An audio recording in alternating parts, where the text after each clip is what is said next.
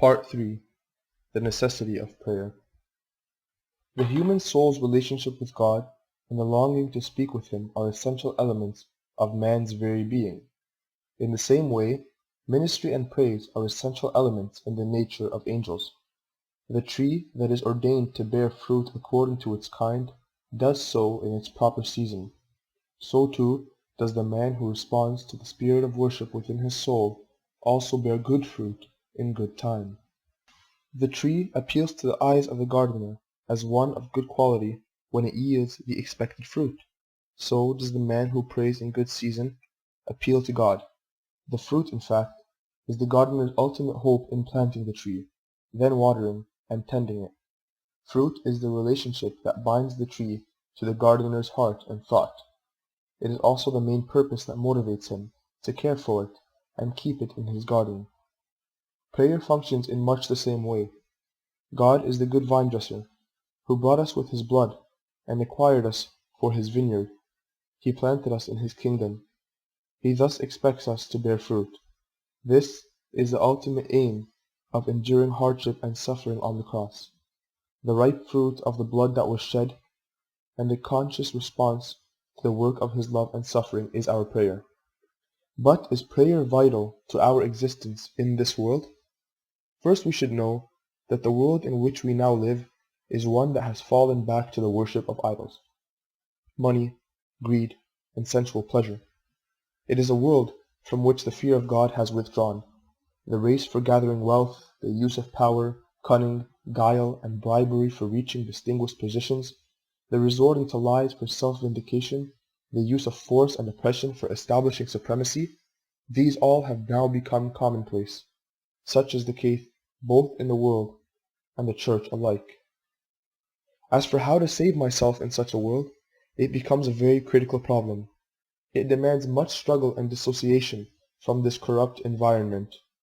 One has to take refuge in prayer as the first and only weapon.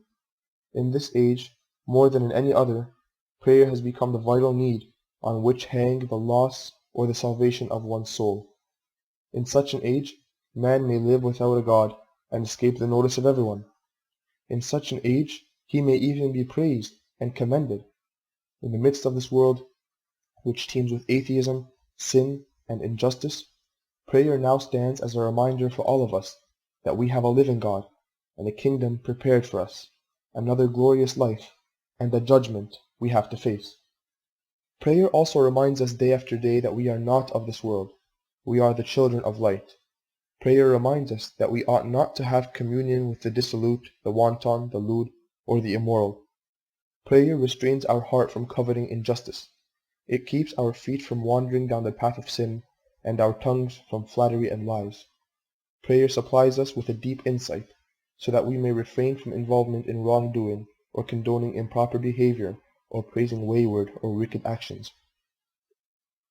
Prayer grants us every day with a new heartfelt peace in return for that which we lose as a result of the provocations and injustices that we face in the world. Had it not been for God's grace, we could have been blighted with anxiety and morbidity. Prayer is an inward light that exposes the blemishes and defects of our daily conduct. This saves us from being driven into the abyss of hell. But God does not seek mere believers. Rather, He seeks true worshippers who worship Him in spirit and truth. Here, Christ refers to the lawful spirit of prayer that is recognized by the Father. For God is truth, and He expects no prayer except in truth. Such a prayer knows Him well, and surely believes in Him. God is spirit, and He expects no prayer except in spirit. Such a prayer knows what eternal life is, and submits to the Spirit of God.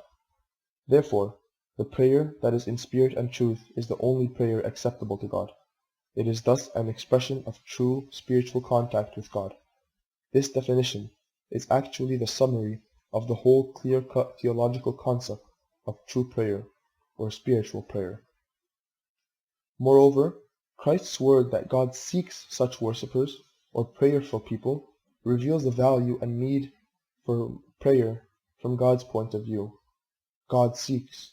John 4:23. The word seeks implies that God looks for man's prayer, and shares in providing the circumstances and possibilities for its success. It is as if the existence of man hangs ultimately, in the eyes of God, on the existence of those who worship Him in spirit and truth. True prayer here appears as the only channel or bond between man and God.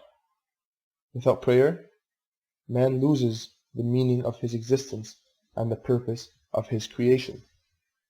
Oh, that we should always remember that God ever seeks our worship. It is as if He awaits the hour of our prayer.